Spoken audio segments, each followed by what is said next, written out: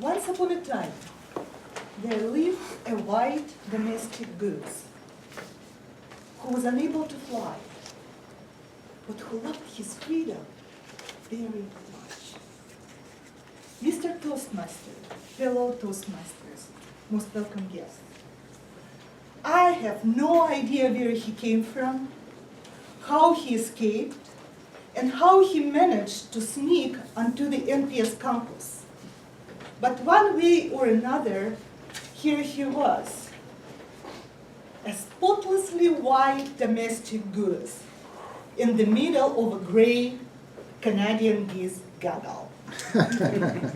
Just by looking at him, you could tell he didn't belong there. He was too big, too slow, and he had this special posture, as if he was looking on everybody from above. And this pose made him look really dumb.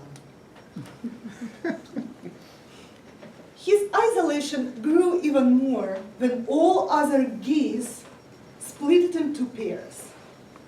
And that's when we started to learn more about him. And that's when we gave him his name, Gosha. It was enough just to call on him, Gosha, Gosha, and here he was replying with his very loud go, go, go, go, go, go, go, as he was running toward us with his head up and his wings spread out. I would probably compare him to a full-sail frigate, if not for his very heavy bottom and splay feet. But we still loved him. One day, we found him standing next to a very dense patch of bushes. He was standing there in his usual pose. But this time, there was nothing strange about it. Have you heard that domestic geese saved Rome by waking up the city horizon in the middle of the night? Have you heard that domestic geese have been used as watch animals for centuries? And if you saw Gosha at that moment, you would understand why. He was watching. He was guarding. He was on a mission. And as we learned a little bit later, what Gosha was doing, he was guarding two pairs of gray geese who got very lucky by having Gosha's protection.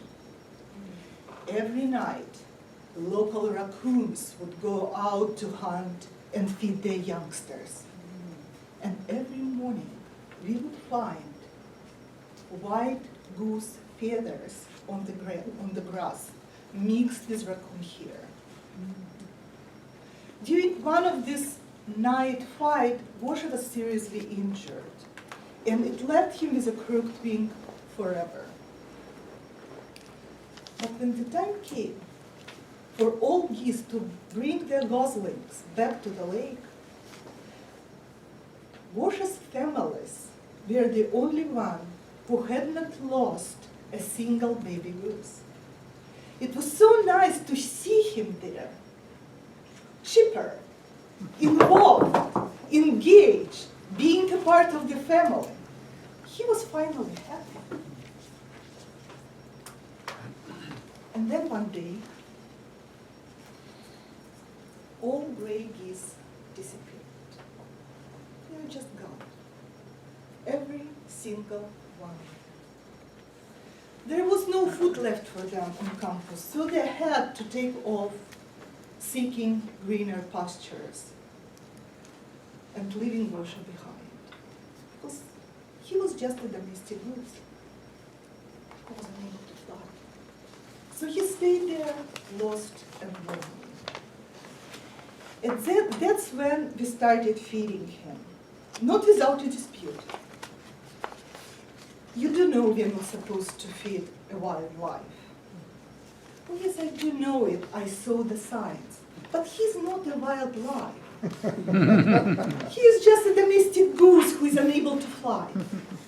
So our little community of those walking around the lake started bringing Gosha bread.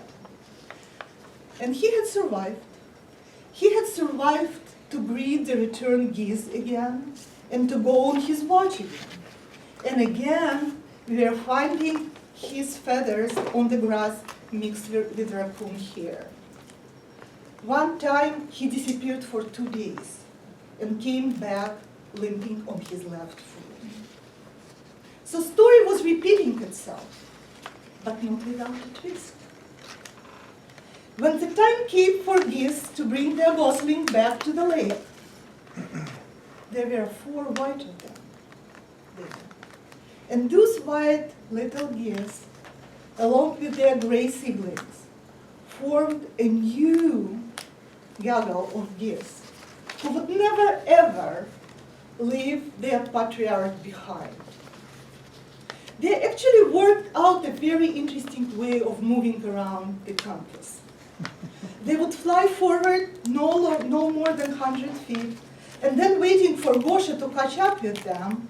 As he was running behind with his head up, his wings spread off, just as a full sail frigate, despite his crooked wing and lame foot. Time passed, and the Mother Nature has rebalanced her books. But even now, if you have a chance to walk around the Del Monte Lake, here, just half a mile from here, when gray geese are around, you may spot 1 or 2 very unusual ones. They're graceful, just like any wild goose is. They have strong wings, which can take them across the lake or wherever they want to go.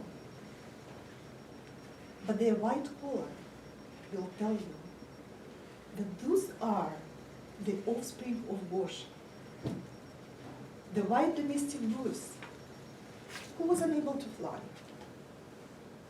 but who dared to make a difference. Mr. Toastmaster.